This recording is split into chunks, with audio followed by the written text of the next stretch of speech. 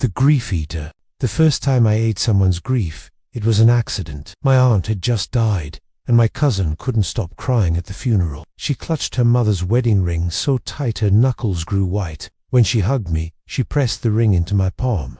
"I can't look at it anymore," she said. "Just take it away." I slipped it into my pocket, and something strange happened on the drive home. A warm sensation spread through my gut, like I had swallowed a shot of good whiskey. By the time I parked in my driveway, I felt freaking amazing light, almost euphoric. Meanwhile, my cousin called to thank me. She'd finally slept through the night. "It's like a weight lifted," she said. I didn't make the connection until 2 weeks later. I was stress eating a gas station cherry, cupcake the kind, with that new clear red icing that stains everything it touches. The ring remained in my pocket, and when I pulled it out to look at it, some of that sticky icing smeared across the metal. Without thinking, I licked it clean, and when the ring touched my tongue, it dissolved, melting like cotton candy while that same warmth flooded my system, only stronger this time, much stronger. That's when I understood what had happened. Somehow, I ate her grief. 5 years passed, and I turned it into a business. Not officially, of course. You can't exactly put grief eater on a business card, but word spread among the desperate. The process was simple. Bring me something that connects you to your dead loved one, something that holds your pain. I consume it, and your grief disappears. I charged based on the intensity: 1,000 for a parent, 500 for a sibling, 250 for a grandparent. Pets were a flat 100. The pricing wasn't based on science, but on how much the grief would screw me up afterwards. But I didn't tell my clients what happened to their grief afterward. It didn't disappear. It lived inside me. I'd consumed the emotional trauma of 78 dead loved ones, and each one had left something behind: a whisper, an itch, a memory that wasn't mine. I called them the chorus. Most days, I could handle them. They were just background noise, the mental equivalent of a TV left on in another room. But lately, they'd been getting louder, more demanding. The whispers had become conversations. Conversations had escalated into arguments. Bliss had replaced the arguments. "Let us out. Let us see them. We miss them." I ignored them and kept eating. The warmth that followed, consuming grief, had become addictive, better than any drug I'd tried, and I'd tried plenty. The business was just an excuse to keep feeling that rush. Ever since I was a kid, I'd had the same recurring nightmare: being trapped inside my body, conscious but unable to move or speak, while something else controlled me from within. I'd wake up screaming, drenched in sweat, grateful to be back in control. As I got older, the nightmares became less frequent, but more intense. The idea of being reduced to a passenger in my own flesh terrified me more than death itself. I'd rather cease to exist than exist as a prisoner inside my body. I never connected these nightmares to my new profession, never saw the warning signs, until it was too late. On a rainy Tuesday, a woman brought me her brother's baseball cap. He'd killed himself 3 months ago, and she hadn't slept well since. She passed me the cap with trembling hands. "Will it hurt?" she asked, her fingers still gripping the frayed edge. "Not you," I said. When she left, I locked the door and stuffed the cap into my mouth. The fabric dissolved against my tongue, releasing a bitter wave of sorrow that made my eyes water. I chewed faster. The sooner I got it down, the sooner the pain transformed into that familiar warmth. Except this time, something different happened. As the last threads disappeared down my throat, I heard a man's voice, clear as day, say, "Finally." And then my hands weren't my hands anymore. I tried to move them, but they stayed flat on the desk. I tried to stand, but my legs ignored me. My breathing sped up, but I wasn't the one speeding it up. "You've been so selfish," the voice said, "keeping us all in here, not letting us reach them." I tried to respond, but my mouth wouldn't open. Panic crawled up my spine as I realized what was happening. I was still here, still conscious, but I wasn't in control anymore. I was a passenger in my own body. My lifelong nightmare was unfolding in real time. The terror I'd woken from 100 times was now my waking reality. "It's our turn now," another voice in my head said, a woman's voice, elderly, unfamiliar. "You've kept us quiet long enough." The next few hours were a blur of psychological torture. My body moved without my permission. My hands opened drawers, searched through files, and found my client list. My mouth formed words that weren't mine, practicing different voices, different cadences. The chorus was figuring out how to drive, They let me surface just enough to feel the full horror of my situation. I screamed, but they pushed me back down into the darkness. The claustrophobia of being caged inside my skull was worse than any physical pain I'd ever experienced, like being buried alive but still able to watch the world through a window. By nightfall, they had a plan. I woke up on my kitchen floor surrounded by shattered glass. The clock said 3:47 a.m. I'd lost 9 hours. My phone showed 17 missed calls from unknown numbers. There was blood under my fingernails, and my mouth tasted like copper and salt. When I tried to stand, the world tilted sideways. "What the hell?" I said, but the words felt wrong in my mouth, like my tongue had forgotten how to shape them.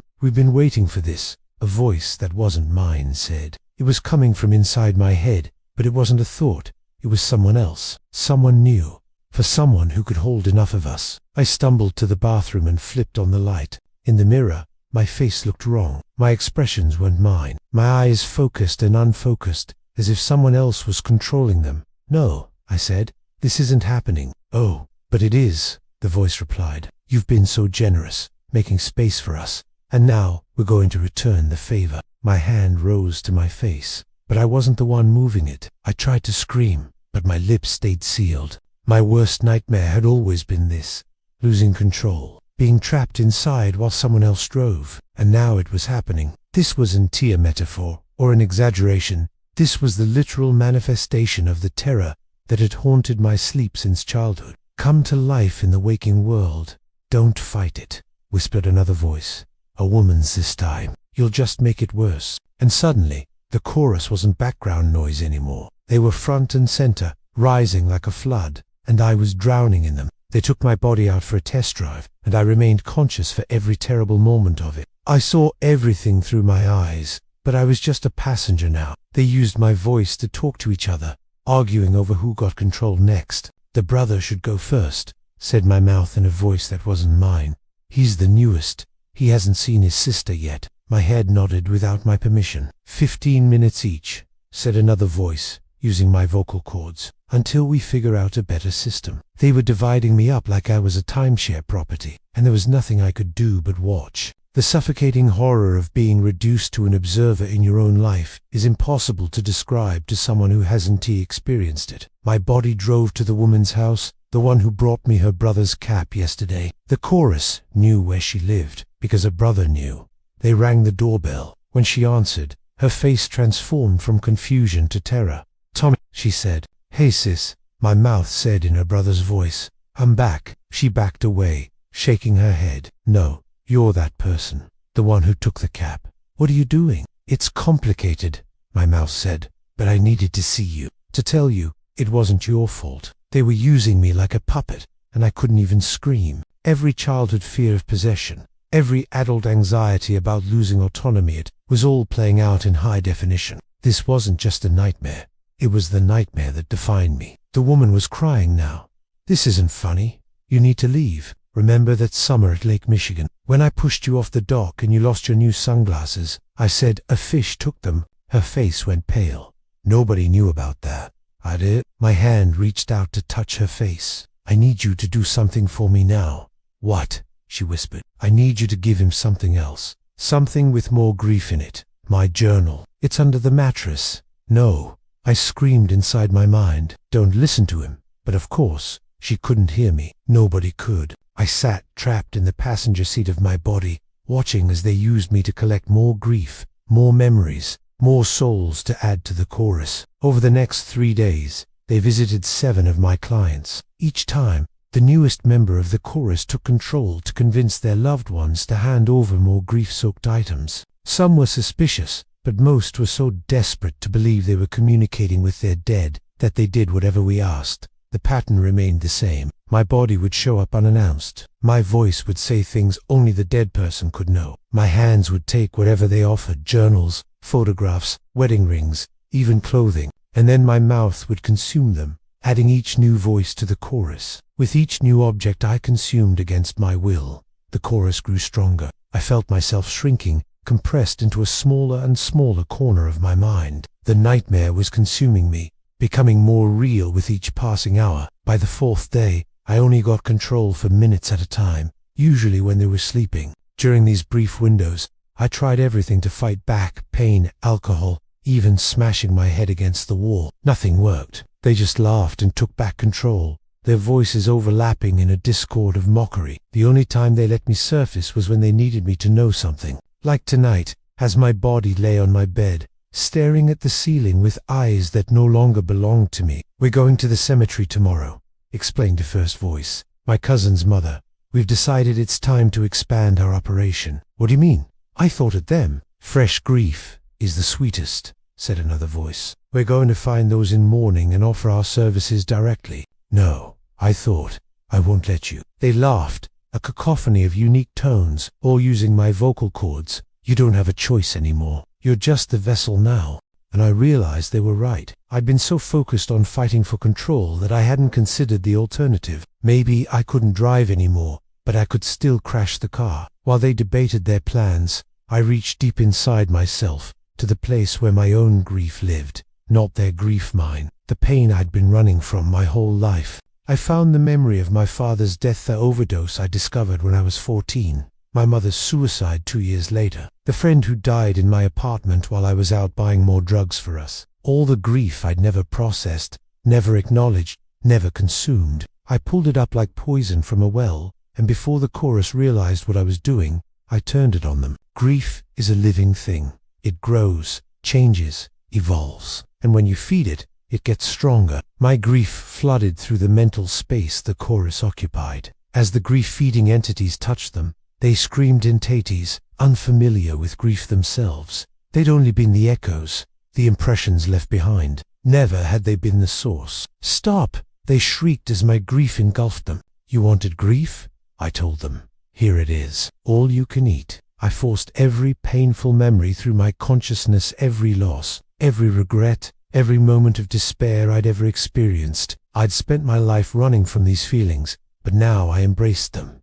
They were my weapons. The chorus splintered under the assault. Some voices faded altogether, others fragmented into whispers. A few of the strongest pushed back, trying to regain control, but the assault weakened them. For the first time in days, I moved my hand when I wanted to. I dragged myself to the bathroom, teeth clenched against the battle still raging in my mind. In the mirror, my face was gaunt, eyes bloodshot. I looked like I'd aged a decade, but they were my eyes again. "At least for now. This isn't over," hissed one of the remaining voices. "We'll wait. We'll grow stronger again." "No," I said aloud, my voice hoarse but my own. I opened the medicine cabinet and removed a pocket knife, the one my grandfather gave me before he died. The one object I'd never consumed despite its grief potential, because it was too precious. I put it in my mouth. Cold metal touched my tongue. I bit down, feeling it dissolve. But this time, instead of swallowing the grief,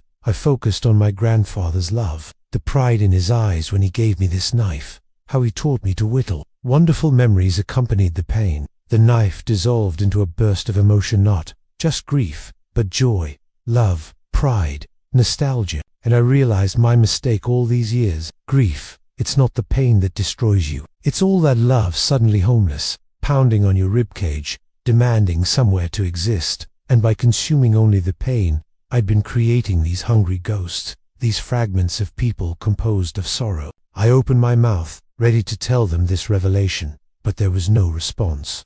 The chorus had gone silent. For now, at least. The next morning, I purged my apartment of all the grief objects I'd collected over the years, not by eating them I'd never do that again, but by returning them to the families they belonged. Some people were angry when I showed up at their doors. Others were confused. A few even begged me to take their grief back. I couldn't. I wouldn't.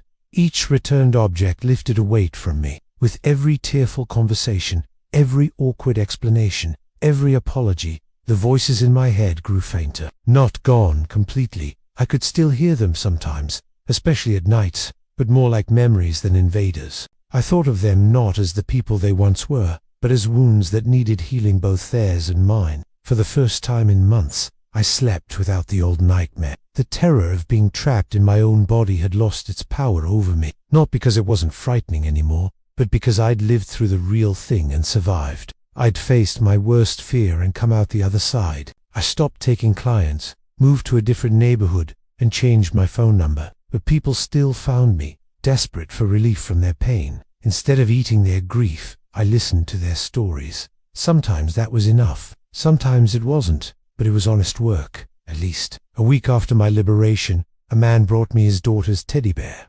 Kansia, she was 7. "Can you take it away?" he asked, tears streaming down his face. "I can't live with this pain." I sat with him for hours as he talked about her favorite ice cream flavor, the way she insisted on wearing mismatched socks, how brave she was at the end. Before he left, I told him the truth, that grief is just love, with nowhere to go, that the pain he felt was the other side of how much he loved her, that healing doesn't mean forgetting. "Keep the bear," I said. "She loved it, and you loved her. Let it hurt for now. Eventually, it'll hurt less, but you'll still have the love." As he walked away, clutching the bear, I felt something shift inside me. A few more voices in the chorus faded, replaced by a peaceful silence. I still don't know exactly what I am or how this strange ability works, but I know what I'm not anymore. I'm not a grief eater. I'm just someone who's learning, finally, to digest my own. The end.